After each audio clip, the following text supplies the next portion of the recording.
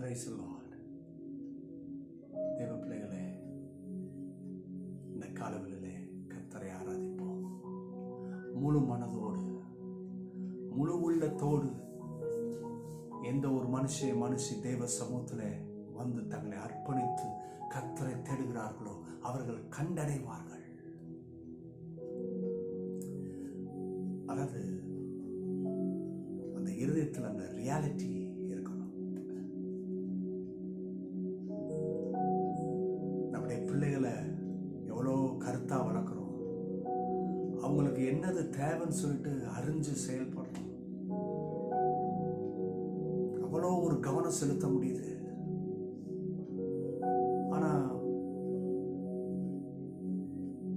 அது போல தேவ சமூகத்தில் கர்த்தர் எனக்கு எவ்வளவு முக்கியன்றதை நீங்க அறிஞ்சீங்கன்னா, நீங்க வாஞ்சிக்கிறீங்க பார்த்தீங்களா, உங்க பிள்ளைகளுடைய எதிர்காலம், உங்களுடைய எதிர்காலம், எதிர்கால திட்டம், முன்னேற்றம், செழிப்பு, இதெல்லாம் இன்னைக்கு அனைவருக்கு காணல் நீரை போலவும் போராட்டம் நிறைந்ததாக இருக்கு.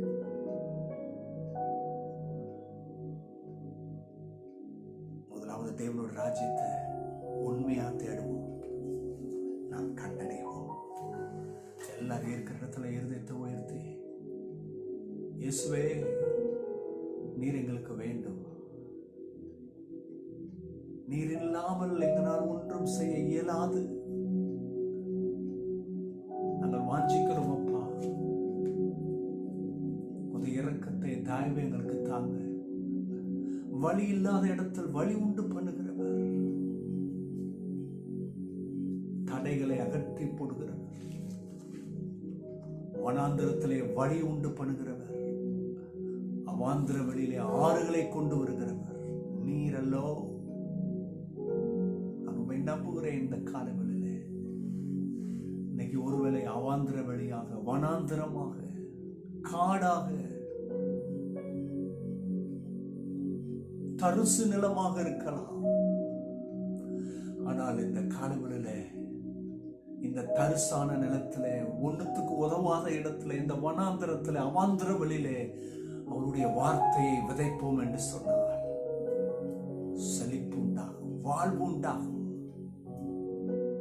மாறும். இயேசுவே இரக்கம் செய்யுங்கப்பா.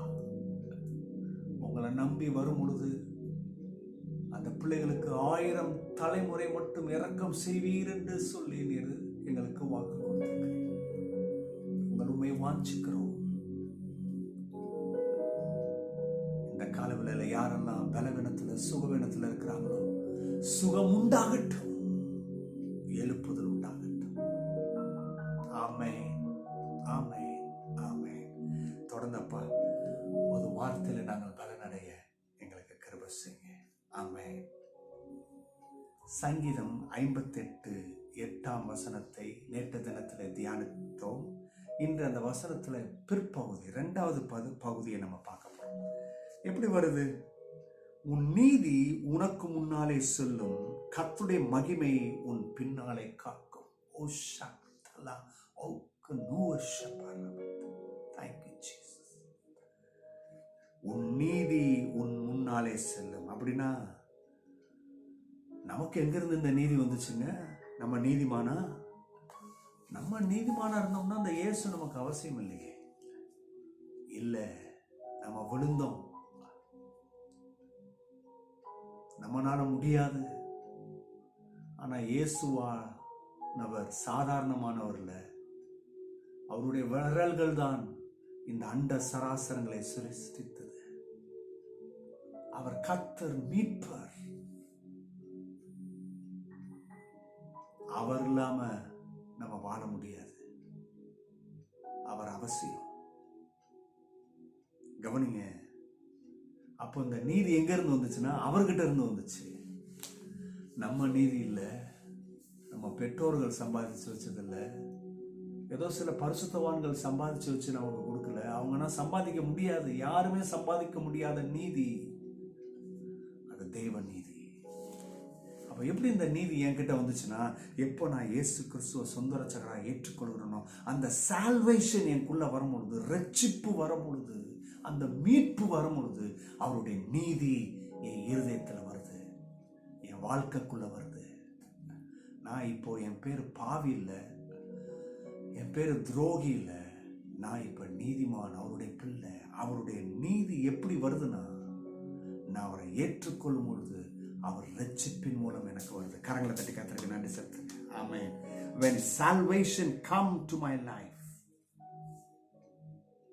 நம்முடைய வாழ்க்கையில ரட்சிப்பு வரும் பொழுது அவருடைய நீதியும் நமக்குள்ளே வருது.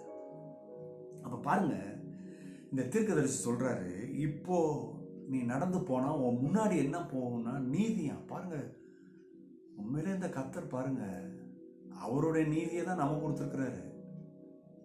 அது தேவ நீதியே சொன்னா தப்பே இல்லை. ஆனா அது நமக்கு கிட்ட கொடுத்தனால அதை நம்மளையே ஆளுகை செய்ய வைக்கிறாரு. அந்த பெருமை நமக்கே கொடுக்கிறாரு. என்ன சொல்றாரு? உன் நீதி உன் முன்னாலே செல்லுன்றார். என்ன அருமையான கர்த்தர் பாருங்க. இந்த நீதிக்கு நம்ம ஒன்றும் உழைக்கல, நம்ம ஒன்றும் செயல்படல, இது நம்மனால் உண்டானதல்ல, இது தேவ நீதி. இது அவரு கொடுத்துட்டு அவர் என்ன சொல்றாரு? உன் நீதி பண்றாரு. ஆமென். எத்தனை பேர் இந்த காலவெளியில அந்த இளையக்கும் அரணை போல வந்து, ஆண்டவரே நிறைய விஷயத்துல தப்பு பண்ணிட்டேன், உங்க மகிமையை இழந்துட்டேன், எல்லாத்தையும் விற்று போட்டுட்டேன், இப்போ உங்க பிள்ளைன்னு சொல்றதுக்கு தகுதியில நின்றுகிட்டு இருக்கிறீங்களா? இந்த காலவெளியில கர்த்தர் சொல்றாரு, நீ என்கிட்ட வந்த உடனே நான் உன்னை மன்னிச்சிட்டேன், இப்ப என்னுடைய நீதி உன்கிட்ட வந்துருச்சு, நீ இப்ப என் பிள்ளை, நீ நீதிமான் என்று சொல்லுகிறார். பிள்ளைகளே, நீங்க எவ்வளவு பேர் துரோகம் செஞ்சிருந்தாலும் பரவாயில்ல, இந்த காலவெளியில கர்த்தர் உங்களுக்கு கொடுக்கிற உத்தரவாதம் என்னன்னா, நீங்க அவருடைய பிள்ளை, நீங்க நீதிமான். இப்போ நீங்க உங்க வேலையை செய்யும் பொழுது உங்க குறை, உங்க பாவம், உங்களுடைய நீதி, சுயநீதி முன்னாடி வந்து நிக்காது. அது நின்றுச்சுன்னா உங்க கையின் பிரயாசம் வாய்க்காது. ஆனா இப்போ நீங்க இப்போ உங்க நீதியில வந்து நிக்கல, நான் இப்ப என் நீதியில வந்து நிக்கல, தேவ நீதியில நிக்கிறேன். இப்போ கர்த்தர் என் கையின் பிரயாசத்தை வாய்க்க பண்ணுவார். நன்மையும் கிருபையும் தொடரும். நிச்சயமாகவே என் வீட்டிலே ஆனந்த ஆக்களிப்பு இருக்கும், என் பாத்திரம் நிரம்பி வழியும், ஜீவனுள்ள நாளெல்லாம் நன்மை கிருபை தொடரும். ஏன்னா அவருடைய நீதி என் வாழ்க்கையில் இருக்கு. கரங்களை தட்டி ஆமென். ஷல்லா தி கந்து ரபஷா. இரண்டாவது, கர்த்தருடைய மகிமை உன் பின்னாலே காக்கும். ஆமென். அன்னைக்கு இஸ்ரவேல் ஜனத்தை அவங்க பாளையம் இறங்கி இருக்கிறாங்க அந்த செங்கடல் முன்னாடி. இந்த பார்வோன் ஆர்மி வந்துனா, அதுவரை கர்த்தருடைய மகிமை முன்னாடி இருந்துச்சு. இந்த பார்வோனுடைய ஆர்மி வந்துன, ஏன்னா எப்பயுமே இந்த பிசாசனுடைய புத்தி என்னன்னா, பின்னாடி தான் வருவான், டாப்ல வரமாட்டான், முன்னாடி வரமாட்டான். வேதத்தில் அதுக்கு அடையாளம் இருக்கு பாருங்க. அபிஷேகம் எப்படி வரும்னா, கால் வழியா வராது, தலைவலியா தான் கர்த்தர் ஊற்றுவார். கர்த்தர் நம்மகிட்ட இப்படிதான் வராரு. இந்த பிசாசு தான் பின்னாடி வருவான், கீழே இருந்து வருவான். அன்னைக்கு பாருங்க, குடும்பத்துல தலைவர் யாரு? ஆதாம். அவன் வழியா போனா காரியம் நின்று போயிடணும்னு பின்னாடி இருந்து வரான் பாருங்க, கீழே இருந்து. அந்த அம்மாவை எப்படி ஏமாத்திடலான்னு அதே போல ஏமாத்திட்டான். குறுக்கு வழியில வரான், பொய்ய சொல்றான். அவங்க ஏவாளால யூகிக்க முடியல, அவங்க மனதை இருளாக்குறான். இதுதான் பிசாசுடைய வேலை.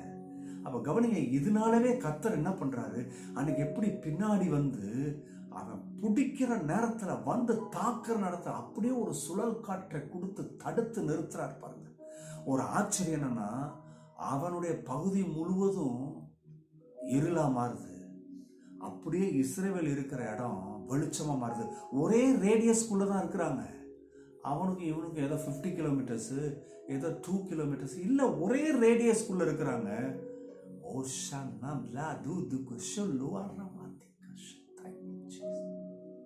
எவ்வளோ பெரிய அவருடைய அன்பு பாருங்க, எவ்வளோ பெரிய கிருபை பாருங்க. அவர் நம்ம கூட இருக்கிறாரு. ஆமென். கரங்களை தட்டி கர்த்தரை துதிப்போம். ஆமென். கர்த்தர் நமக்கு அவருடைய மகிமையை பின்னாடி வைக்கிறார். ஏன் தெரியுமா? பிசாசு வந்து தாக்கக்கூடாதுன்னு நான் சொல்றேன், தீர்க்க தரிசனமா சொல்றேன், தைரியமா சொல்றேன், இனிமேல் பிசாசு உங்களை தாக்க முடியாது. ஏன்னா தேவ மகிமை நமக்கு பின்பதாக வந்திருக்கிறது. நம்மளை காக்கும், வழி நடத்தும், உயர்த்துவார். இயேசுவே, எங்களை அர்ப்பணிக்கிறோம், நீர் நடத்தும். ஆமென்.